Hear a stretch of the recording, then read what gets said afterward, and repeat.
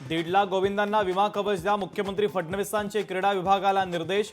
दहीहंडी समन्वय समितीच्या मागणीला यश. गोरेगावच्या आरे कॉलनीमध्ये अनधिकृत गोदाम बांधकाम, अनधिकृत बांधकामच्या विरोधात किरीट सोमय्या आक्रमक. वरिष्ठ पोलीस अधिकाऱ्यांची घेतली भेट. नांदेडमध्ये परिचारिका संघटनेचं काम बंद आंदोलन. विविध मागण्यांसाठी परिचारिका संघटना आक्रमक. आंदोलनामध्ये परिचारिका संघटनेचे 550 कर्मचारी सहभागी. गिरणी कामगारांचा डाटा लीक झाल्याची भीती. आमदार विक्रमसिंह पाचपुते यांनी विधानसभेत मांडला महत्त्वाचा मुद्दा. शेकडो कोटींची फसवणूक होण्याची पाचपुतेंनी व्यक्त केली शंका.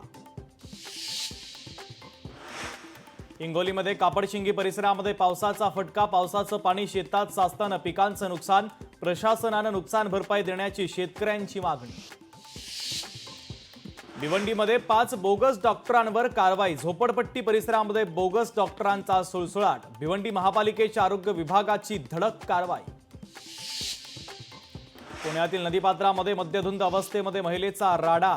महिलेचा नदीमध्ये उडी मारण्याचा प्रयत्न. पोलिसांनी महिलेला घेतलं ताब्यात.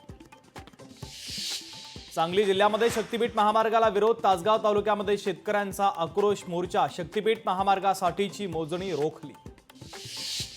राज्यात कृत्रिम वाळूची कार्यपद्धती जाहीर. महसूल मंत्री चंद्रशेखर बावनकुळेंचे विधानसभेत निवेदन.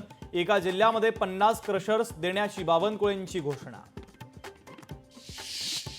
मुंबईच्या मालाडमध्ये डे केअर सेंटरमध्ये 7 वर्षीय मुलीवर शिक्षकानं केला अत्याचार. या प्रकरणी पोलिसांनी केली शिक्षकाला अटक. छत्रपती संभाजीनगरमध्ये धावत्या कारला अचानक आग. चालकाच्या सतर्कतेनं अनर्थ टळला, तर शॉर्ट सर्किटमुळे आग लागल्याचा प्राथमिक अंदाज.